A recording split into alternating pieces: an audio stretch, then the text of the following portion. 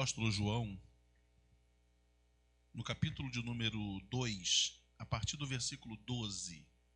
1 João, 1 de João, né? Quando Paulo escreve, é 1 quando Pedro escreve, é 1 Primeira carta de João, capítulo 2, versículo 12 em diante. Olha a forma carinhosa que João trata a igreja primitiva, a forma doce, né? Já era um ancião, já estava beirando os 100 anos quando ele escreve, e ele tem esse carinho pela igreja. A igreja do Senhor, ela é a noiva do Senhor, ela não deve ser tratada como um objeto, como algo, né, moeda de troca, que muitas das vezes, né, querem usar a igreja como moeda de troca, politizar a igreja. Não. Diga assim: eu sou igreja, eu faço parte da igreja e o Senhor me ama. Sabia disso? Você sabia, claro. Mas você já pensou nisso hoje? O quanto Deus te ama? Olha o que João escreve: filhinhos, eu vos escrevo porque os vossos pecados são perdoados, por causa do seu nome. Pais, eu vos escrevo porque conheceis aquele que existe desde o princípio. Jovens, eu vos escrevo porque tendes vencido o maligno. Filhinhos, eu vos escrevi porque conheceis o Pai. Pais, eu vos escrevi porque conheceis aquele que existe desde o princípio. Jovens, eu vos escrevi porque sois fortes e a palavra de Deus permanece em vós e tendes vencido o maligno. Não ameis o mundo, nem as coisas que há no mundo. Se alguém amar o mundo, o amor do Pai não está nele. Porque tudo que há no mundo, a concupiscência da carne, a concupiscência dos olhos e a soberba da vida, não procede do Pai, mas procede do mundo. Ora, o mundo passa, bem como a sua concupiscência. Aquele, porém, que faz a vontade de Deus permanece eternamente. Glória a Deus. Pode sentar. Hoje pela manhã, usando o texto de Lucas capítulo 4, eu falei um pouco a respeito da diferença do primeiro Adão e do último Adão, né? O primeiro Adão, que realmente chamava-se Adão, e Jesus Cristo, que ambos foram provados, foram testados, foram tentados. O primeiro numa condição muito favorável. Adão estava no paraíso, Adão gozava de toda a prosperidade, toda a fartura, já tinha recebido do Senhor uma esposa, já estava vivendo ali um bom momento da sua vida, e diante de uma tentação, diante de uma provocação, ele cedeu, né? A Eva veio a ele com o fruto que não era para ser comido, ela já havia comido e disse: aqui, Adão, eu comi, estou viva, e come também. E ele comeu. Jesus, numa situação muito complexa, muito adversa, no deserto, estando já há 40 dias sem se alimentar, ele recebe 3 propostas de Satanás. A primeira proposta, para qualquer um de nós, seria irrecusável: transforma essas pedras em pão, se tu és o Filho de Deus. Esse é um grande problema, irmãos. A igreja do Senhor, ela precisa ter convicção. A igreja do Senhor, ela precisa ser bereana, ela precisa conhecer a palavra. Ela precisa estar bem arraigada na palavra, para que diante de uma circunstância parecida como essa, a igreja não venha ceder. Você lembra da passagem dos 2 profetas, o profeta novo e o profeta velho? O profeta novo recebeu uma ordem de Deus, disse: Deus, vai à cidade, profetiza contra ela, não coma nada, não beba nada, não volte pelo mesmo caminho, faça um trajeto circular. E o profeta velho disse: não, peraí, eu sou profeta há mais tempo. E chamou ele e disse: olha, um anjo veio falar comigo e disse que você pode vir na minha casa, pode comer, pode beber. E o profeta novo se iludiu pela experiência do profeta velho, pela postura do profeta velho, e olha que coisa interessante. Ele tinha ouvido o próprio Deus falar. O próprio Deus disse: vai, profetiza contra o altar, vou ser contigo, mas não faça, não coma, não beba e nem volte pelo mesmo caminho. O profeta velho vai dizer: olha, um anjo falou comigo. Diante da palavra de um profeta, né? Por que Deus não usou aquele profeta? Se já havia um profeta na cidade? Porque aquele profeta provavelmente estava desacreditado diante de Deus. Tanto que agora ele diz para o profeta, e a Bíblia não vai nos dar certeza se de verdade o anjo falou ou se ele criou aquela situação. Se vocês lerem o texto, vocês vão perceber que não é muito claro se realmente um anjo, com certeza um anjo não falou. Ele criou uma situação e disse ao profeta: volta lá na minha casa, vamos comer. E o profeta novo desobedeceu à voz de Deus. Vocês sabem o que aconteceu com esse profeta? Diz a Bíblia que ele, saindo para ir embora, foi comido, foi morto e não foi comido. Ele foi morto. O leão matou, mas não comeu. O leão não mata à toa. Para provar que a sua morte foi pela desobediência. Irmãos, quando aí Jesus, né, no deserto, a primeira proposta que o Satanás faz a ele: se tu és o Filho de Deus, transforma essas pedras em pão. 40 dias sem comer, irmãos. Pão ali poderia ser uma guloseima, não só pão literal, pão de cevada, não. Poderia, o pão no grego ali poderia ser uma iguaria. Jesus disse: não, nem só de pão viverá o homem, mas de toda a palavra que procede dos lábios do Senhor. Ele vai mais à frente, diz: olha, eu te mostro, num rápido momento ele mostrou, né, as glórias do mundo. Eu te dou todas essas cidades, te dou tudo isso. Te dou tudo isso. Ele disse: não. Também rejeitou. Ele disse: porque somente a Deus, ele disse: tu me adorares, né? Somente a Deus adorarás e a Ele prestarás culto.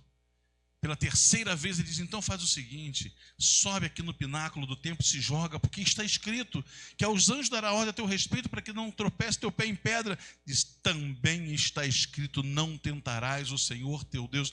Crente tem que ter convicção. A palavra tem que estar bem implantada nos nossos corações, para que diante dos floreios deste mundo, nós não venhamos ceder. Entenda isso. Entenda isso. Esse mundo, ele é cheio de ilusão. Ele é cheio de propostas que até parecem que não tem nada a ver. E João agora, irmãos, preste atenção, que João não está falando a uma igreja envolvida na tecnologia como hoje. João não sabia o que era o WhatsApp, João não sabia o que eram os jogos, os games, os jogos, João não sabia o que era isso, mas já havia no meio daquele povo pessoas que tinham comportamentos alheios ao comportamento que condizia com a igreja do Senhor. Satanás, ele não pode enfrentar Deus, então ele vai enfrentar você, ele vai enfrentar o pastor. Ele vai tentar de alguma forma ferir-nos, machucar-nos, para que assim ele atinja o Criador. Para que assim ele atinja o Senhor Deus. Ele não pode atingir a Deus. E João, olha a preocupação de João na igreja do século I, na igreja do primeiro século, aquela igreja motivada. Alguns dali talvez tenham visto Jesus, não eram talvez discípulos diretos, mas tinham visto Jesus. Mas mesmo assim João tem essa preocupação, tem o carinho de chamá-los de filhinhos, filhinhos. Irmãos, quando alguém é chamado dessa forma, se sente bem. Quando um filho é tratado com carinho, ele se sente amado, ele se sente acolhido, ele se sente protegido, ele se sente um vencedor. E é isso que você e eu devemos nos sentir. Porque nesta noite o Senhor está se dirigindo a você e a mim como filhos amados, queridos, filhinhos. E Ele vai dizer: olha, filhinhos, está chegando a última hora. No versículo 18, eu não li, mas no versículo 18 assim: filhinhos, já é a última hora. E como ouviste que vem o anticristo, também agora muitos anticristos têm surgido, pelo que conhecemos que é a última hora. Isso João disse há 2000 anos atrás. Disse, já é a última hora. O que nós podemos dizer, irmãos? 2000 anos se passaram. Se há 2000 anos João já pregava dando ênfase à vinda do Senhor, como citou Francis Mar na sua oração, a promessa de regresso de Jesus para buscar a sua igreja, a igreja lavada, remida pelo sangue do Cordeiro. O que nós não devemos fazer? Como nós não devemos nos portar? E João, como eu disse, não falou numa época tecnológica. Hoje você tem assim uma facilidade, e eu gosto disso, tá? A facilidade, agora esse culto está sendo transmitido, e quem sabe alguém que está ouvindo a nossa voz nesta noite, ouça e entenda que ele precisa de um Salvador.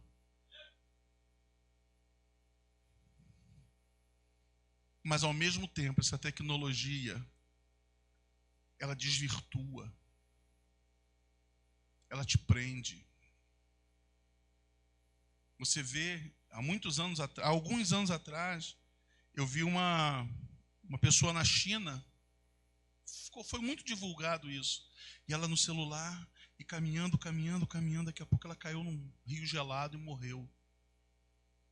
Pessoas dirigindo e atentas ao celular, porque tem uma coisa que não pode deixar passar.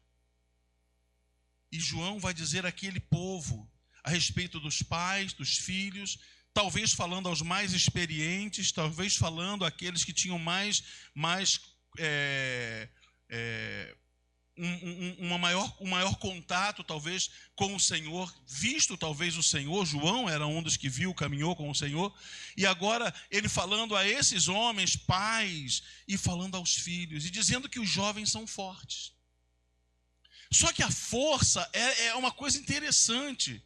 A força, ela tanto pode te ajudar, como ela pode te atrapalhar. Nós temos que saber administrar a força. Temos que saber administrar o poder, temos que saber administrar a graça, temos que saber administrar o dom de Deus, aquilo que Deus nos dá. No versículo de número 15, não ameis o mundo. Se nós perguntarmos aqui, alguém aqui ama o mundo? Não. A resposta vai ser simples, curta, não amo o mundo. Mas quando nós paramos para pensar, que tema que nós usamos nas nossas festas de aniversário de criança?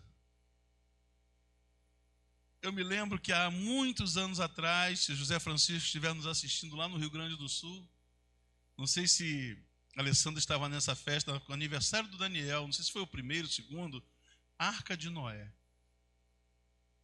Ele fez uma arca, José é muito inteligente, ele fez uma arca, gostou os bichinhos, os animais. Hoje nossos temas de aniversário são os temas da época. Eu me lembro que teve uma época que era o tal do Ben 10, né? Agora qual é o tema que está em alta aí? Não sei. Não tô fazendo pegadinha, não. Mas você chega, irmãos, a gente esqueceu que a Bíblia ela é cheia de temáticas para nós. Nós esquecemos disso. Nós fazemos a festa da Cinderela, a festa da sereia, a festa da Ariel, a festa não sei de quem, a festa não sei de quem mais. E esquecemos que normalmente essas personagens são personagens que são de uma, como dizer assim, existe sempre uma mensagem subliminar nessas coisas. Se for da Disney então, irmãos, eu sou suspeito de falar da Disney, porque eu atribuo até um pouco da minha leitura fácil a ler muitos gibis da Disney. Eu li muito. Hoje eu não me dedicaria a isso como me dediquei tanto. Né? Hoje nós temos Bíblias. Eu fiquei feliz, vou abrir um parênteses aqui, a Luísa não está aqui perto. Segunda-feira nós fomos na CPAD e a Luísa estava com a gente. E estou vendo ela lá. No meio da CPAD inteira, ela pegou uma Bíblia para ler? A Bíblia infantil. Lá tem muitas outras coisas. Ela pegou uma Bíblia infantil. E lendo com desenvoltura, aquilo mexeu comigo. Aí fui lá, peguei a Bíblia, sem ela perceber, comprei. E depois nós fomos almoçar e nós demos a ela, né, Ana? Feliz da vida. Ganhou uma Bíblia. Está lendo em casa, chegou em casa, não tinha atividade. Como hoje eu não tenho atividades da escola, eu vou ler a minha Bíblia. Aí leu para o pai, leu para a mãe. Sabe? Eu não tô dizendo que eu não dê a ela uma literatura secular, não estou dizendo isso. Mas qual tem sido a nossa prioridade? O que nós temos, né, Alciana? Ensinado os nossos netos. Como que nós temos ensinado os nossos filhos? Qual é o tema das nossas conversas? João está advertindo numa época em que a tecnologia não existia. Numa época que não existia o telefone, não existiam as redes sociais, nada disso existia. E ele já está preocupado para que aquela igreja do século I, ela não se envolvesse com as coisas do mundo, mas se apegasse às coisas de Deus. Hoje nós estamos vivendo o século XXI. Inteligência artificial. Hoje você não sabe quem está falando com você. Você não sabe se é uma pessoa ou se é uma máquina. Ana foi fazer uma reclamação, né, de um cartão que estão cobrando, e ela disse assim, o sistema, ela disse assim, eu ainda não fui instruído a respeito desse assunto, que não era interessante para eles. Esse assunto eu ainda não fui instruído. Inteligência artificial. E nós nos deixamos levar. E nós gostamos. E eu não estou aqui, irmão, sendo palmatória para ninguém. A tecnologia, ela nos ajuda. Hoje, por exemplo, Jazel está lá em Minas. Ô, Jazel, como é que você está? Assim, na hora. Ô, Jazel, você está bem? Estou voltando sábado, legal. Isso é bom. Mas o mundo, ele tem oferecido ele tem feito a nós muitas propostas. E qual tem sido a nossa posição? Essa noite a Ana estava ouvindo uma mensagem, eu cheguei em casa, ela já estava deitada, eu vi um ensaio da orquestra, cheguei, ela já estava deitada, e eu vi a pessoa falando sobre Neemias, que recebeu uma proposta, desce, vamos até o Vale de Onos. Ele disse, eu estou fazendo uma grande obra. E talvez alguém pudesse dizer, que grande obra é essa? Reconstruir um muro? Isso não é tão grande, isso não é algo tão relevante. Nunca deixe ninguém dizer que aquilo que você está fazendo para Deus é pequeno, porque você está fazendo com a medida da sua força. Nunca deixe, Jeová, alguém dizer que ir no Alcântara evangelizar é perda de tempo. Nunca deixe, Fábio, de alguém dizer que você comprar uma Bíblia e doar para alguém, isso não é nada. É importante sim, você vir ensaiar, você vir louvar, você vir adorar, é importante sim. Se for o teu melhor, aleluia. Se for o teu melhor, Deus recebe no trono da sua glória como cheiro de incenso suave diante das suas narinas. Eu fico imaginando, pastor Cid, Jesus sentado, talvez no primeiro banco lá da sinagoga. Aí vinha um camarada com saco de dinheiro, saco de moeda. Aí vinha outro com saco de moeda, o outro com a mão cheia. Aí vem uma senhorinha, 2 moedas. Jesus olhou e disse, olha, maior oferta da noite. O discípulo deve ter pensado, Jesus está meio ruim de vista, o óculos dele não está bom, não está legal. 2 moedas. Aí ele disse, sabe por quê? Porque ela deu tudo que ela tinha, tudo que ela possuía, não vou falar ela tinha, não, senão vocês vão dizer que é a mulher que vendia latinha, né? Tudo que ela possuía, ela entregou no altar do Senhor.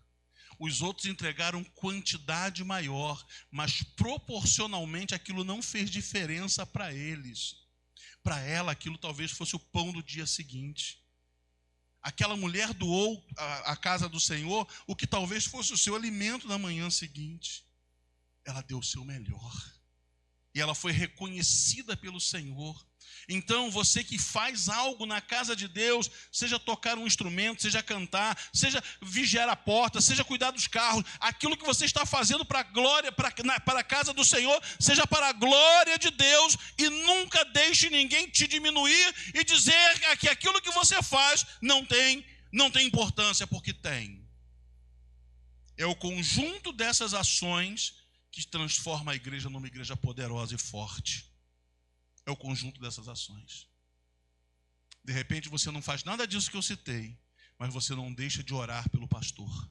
Você não deixa de orar pelo líder do seu departamento. Você não deixa de orar pela nação. Você não deixa de interceder. Você não deixa de clamar. De repente nunca ninguém viu você vir aqui à frente, mas você em casa está com os seus joelhos dobrados, dizendo: Senhor, abençoa o meu pastor. Senhor, abençoa a liderança do meu departamento. Senhor, abençoa a minha nação. Senhor, envia almas para se converter na casa do Senhor. De repente a sua tarefa é orar. E aí você, mas é só orar? Não, é orar, não é só orar, porque a tua parte, se você estiver fazendo bem feita, lá nos céus você terá galardão. E hoje é muito fácil nos contaminarmos. Hoje é muito fácil, você se contamina, você abre alguma coisa interessante para você ver, no meio daquilo aparecem coisas. Se você não tomar posição, você acaba se desvirtuando e vendo aquilo que não queria ver. Limite o tempo de tela do teu filho. Veja o que ele está vendo. Porque o mundo é amado pelo Senhor no sentido humano.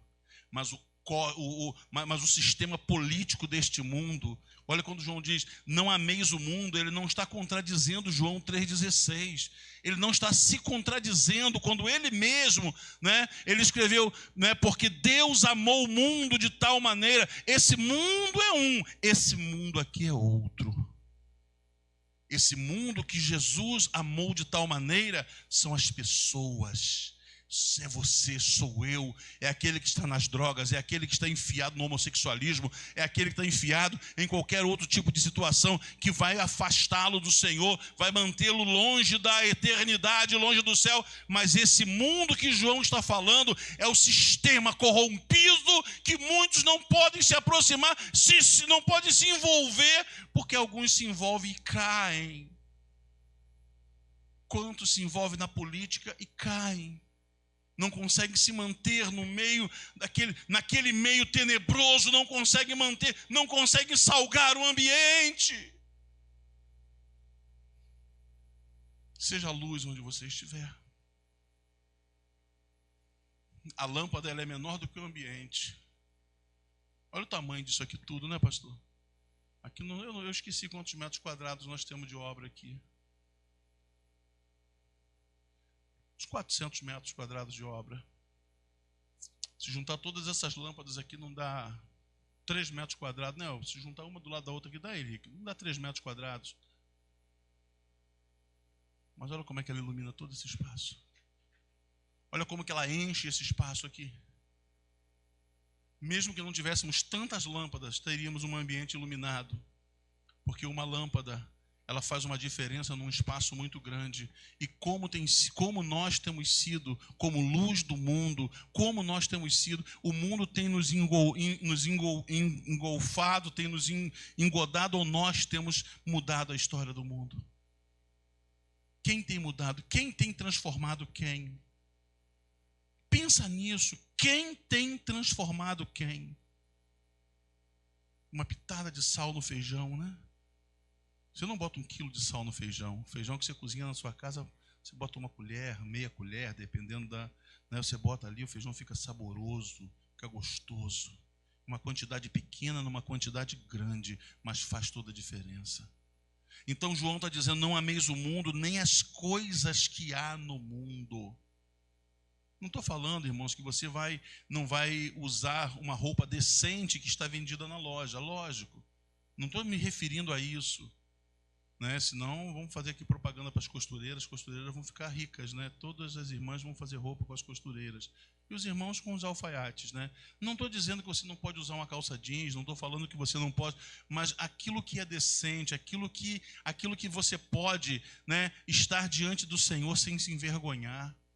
Existem tantas coisas, irmãos, né, que é tão comum, mas fere a sensibilidade do Espírito Santo.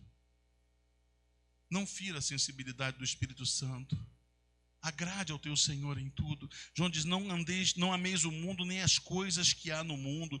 Se alguém amar o mundo, o amor do Pai não está nele. Irmãos, isso é sério demais. Isso é sério demais. Eu sei, de repente a live pode até cair, mas você vê, às vezes, pessoas do altar, pessoas do púlpito, numas roupas tão estantes, falando de homens, não estou falando de mulheres, não, de homens, umas roupas a vácuo, umas coisas esquisitas, mostrando, né, uma certa assim, sensualidade. Isso não agrada a Deus. Agora vamos falar das mulheres também, vestidas de forma sensual, de forma... Você não veio aqui para isso, você veio aqui para adorar o Senhor. Você veio aqui para buscar a face do Senhor, com pudor, com decência. Seja a sua calça comprida, seja a sua saia, seja a sua roupa, seja a sua blusa. Qual é o tamanho do seu decote? Qual é o tamanho, o comprimento da sua saia? Irmãos, eu não estou aqui como palmatória para ninguém, mas nós precisamos nos enxergar, nós precisamos olhar para nós mesmos e dizer, desse jeito, o Senhor, eu posso estar na presença do Senhor. Tem modas aí, irmãos, que só misericórdia. E pega, e gruda, é pegajosa. Mas que nesta noite você e eu possamos estar nos libertando de tudo isso. Vivendo uma vida que agrade ao Senhor. Não importa o que o mundo vai dizer, não importa se vão dizer que você é quadrado, é retrógrado, é cafona, seja lá o que queiram dizer de você, como Deus está te vendo. Eu vou encerrar, irmãos, está quase na hora de terminar. Porque tudo que há no mundo, a concupiscência da carne, aquilo que tem por base a nossa natureza pecaminosa. E hoje é uma tal de ideologia de gênero. Como é que é? Pronome neutro. Que pronome neutro? O português já foi estabelecido, veio do latim. Ou aquilo que era neutro, no latim tem o neutro, foi transformado em masculino e não tem mais necessidade dessa palhaçada. Todes, e que todes, nada, o único que todes que eu gosto é o Toddy. É o chocolate no leite, é o Toddy. Se eu chegar aqui, boa noite a todos, eu cumprimentei homens e mulheres, isso é regra de português. Não sou especialista, não sou professor, não sou especialista, mas vocês há de concordar comigo. Eu posso chegar aqui e dizer boa noite a todos, a paz do Senhor a todos. Eu não estou deixando de fora as mulheres, não estou deixando de fora ninguém. As pessoas querem. E olha, são poucos que gritam, tá? Se essa galera se convertesse e pregasse o evangelho, não ficava ninguém afastado, porque eles gritam alto.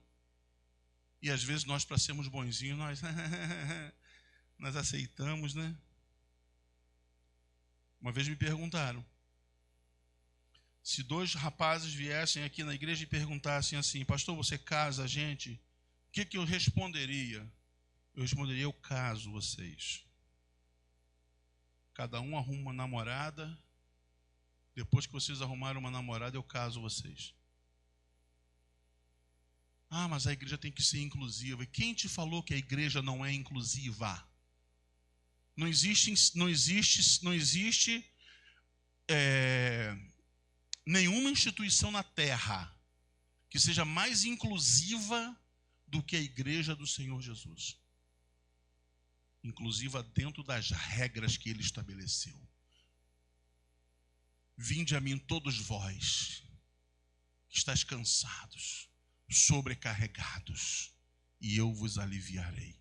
Pode vir homossexual, pode vir de outra religião, pode vir ateu, pode vir doente, pode vir do jeito que vier. É bem-vindo. O Senhor recebe de braços abertos. Eu imagino aquele filho pródigo que chegou lá, fedorento, lidando com porcos, fedorento, chegou em casa e o pai abraçou e disse, vamos, meu filho, você está de volta em casa, você é bem-vindo. Então não há instituição na terra mais inclusiva do que a igreja. Mas o Senhor chamou-nos para nos transformar. Eu acho que não foi à toa que o primeiro milagre relatado pelo próprio João, capítulo 4, vai dizer que... capítulo 2, vai dizer que o primeiro milagre de Jesus foi transformar água em vinho. Ele ainda continua transformando vidas. Se a minha vida ainda não está transformada, não é culpa dele. Sou eu que não tenho me deixado moldar. Sou eu que sou um barro ruim, um barro duro, que não aceita ser moldado, porque o vaso que estava na mão do oleiro, ele se deformou. Mas estava disposto a ser tratado para receber a forma que assim bem quis o oleiro. E o oleiro na nossa vida é o Senhor Jesus. O jeito que Ele quiser que eu seja, eu tenho que ser. Não importa se eu não concordo, eu não tenho que concordar com nada. Ele é o Senhor, eu sou o servo. E João vai continuando dizendo, porque tudo que há no mundo, a concupiscência da carne, a soberba, a concupiscência da carne, a concupiscência dos olhos, a soberba da vida, não procede do Pai, mas procede do mundo. Ora, o mundo passa, bem como a sua concupiscência. Aquele, porém, que faz a vontade de Deus, permanece para sempre. Voltamos às nossas origens. Quando Deus criou o homem, Ele não criou o homem para morrer. Ele criou o homem para viver para sempre. O pecado limitou a vida do homem, mas o sangue de Cristo vertido da cruz do Calvário restabeleceu esta comunhão, restabeleceu essa condição. Você e eu podemos dizer, eu sou um ser eterno, porque aceitei a Cristo como Salvador. O meu pecado, como disse João, ele foi perdoado, e agora eu sou uma nova criatura em Cristo Jesus. Aleluias! E aquele que está em Cristo é nova criatura, as coisas velhas passaram, tudo se fez novo. Você pode dar glória a Deus por isso? Você é uma nova criatura. Você hoje tem o direito de viver eternamente. Aleluias! Você está aguardando só o soar da trombeta. O apóstolo Paulo diz, a trombeta vai soar. Os mortos ressuscitarão primeiro. E nós que estivermos vivos seremos transformados. Lá eu não vou sentir, pastor, dor no joelho. Lá eu não vou sentir dor na coluna. Lá eu não vou, pastor, celebrar cerimônias fúnebres. Lá eu vou viver eternamente, guardado, protegido por aquele que deu a sua vida por mim na cruz do Calvário. Esse mundo não tem nada para te oferecer, meu irmão. Esse mundo não tem nada. Bons negócios, boas propostas são efêmeras, são passageiras. A boa proposta é ficar fiel ao Senhor. Ser fiel até a morte, dar-te-ei a coroa da vida. Que Deus te abençoe, meu irmão, nesta noite. Saia daqui pensando sobre isso. Esse mundo não tem nada que me agrade. Não tem nada para mim que possa valer alguma coisa. Que Deus nos abençoe em nome de Jesus. Eu queria convidar